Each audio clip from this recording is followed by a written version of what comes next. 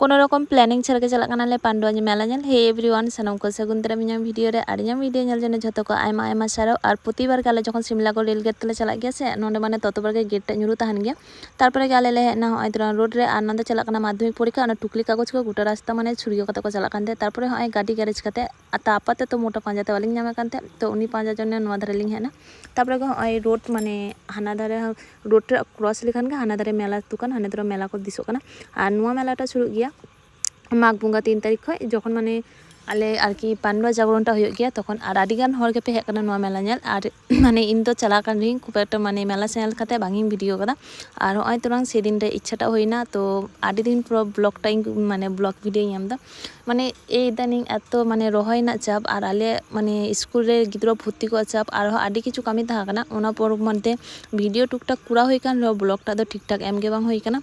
तारपरे उड़ा संसार ना कामी को गुटियो तेगे माने दिन टा काबार काना। तारपरे फुचका नेलते लोबांगी सामरा दारे किदा उना मोटा जमे थे उना साइड रे आठे को हाता काते उना फुचका जमे थे। तारपरे आरो नागरदोला को हेलेना आदि मारांग मारांग आर आले ले चला काना तिकिन 12टा दिके। तारपरे गनो फुचका को जम कते नागरदोला उना साइड को आचुर कते इन दो मेडंग आइसक्रीम काटे आइसक्रीम सा कते गोटा मेला तोला आचुरना माने मेलाटा आचुर चाबाइन रि आइसक्रीम माने चाबाना ᱧᱩᱛᱩᱢ टा बानो। आर होय होय काना से पांडुआ बिख्यात गजा माने नोडे तो नेल कापे पांडुआ मेला रे तीन मारांग मारांग गजाना साइज टा होय गया। आर सत्यि कथा बोलते गेले माने मेला ना इन दो मने गिंग नो गजा को आदि टेस्टी हो गया माने मिष्टि दुकान खय आय पांडुआ मेला ना गजा को तो सत्यि करे के माने आलिन जतो बार गेले चा गया मी बार केजी काते ले किरिंग गई गया।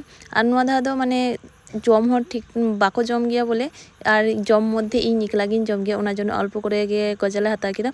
आज बेसी किछु बाले केना काटा केदा जेहुता मेलाटा दो माने आले पांडुआ रे आले पांडुआ लेटा हो इᱧां भूल हो कना कारण इᱧां उड़ हो कना बंशीग्राम आर पांडुआ रे हो कना मेला माने मेटा स्टेशन एदिक आर ओइदिक। तारपरे होय तोरा मना किछु खेलना हाता काते तारपरे नोंका तले उंडुक कना टुक टुक काते। तारपरे के हाय तोरा और बाड़ी माने गाड़ीटा गैरेज को उंडुक काते आबार ले हाय गाड़ी रे देख काते तो उड़ा से ले चला कना।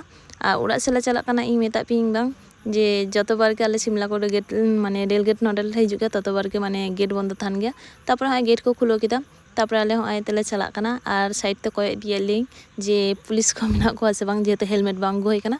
तो तेहेन ना वीडियो दो निया धारी के दिखा होय कना नेक्स्ट वीडियो रे टाटा बाय बाय।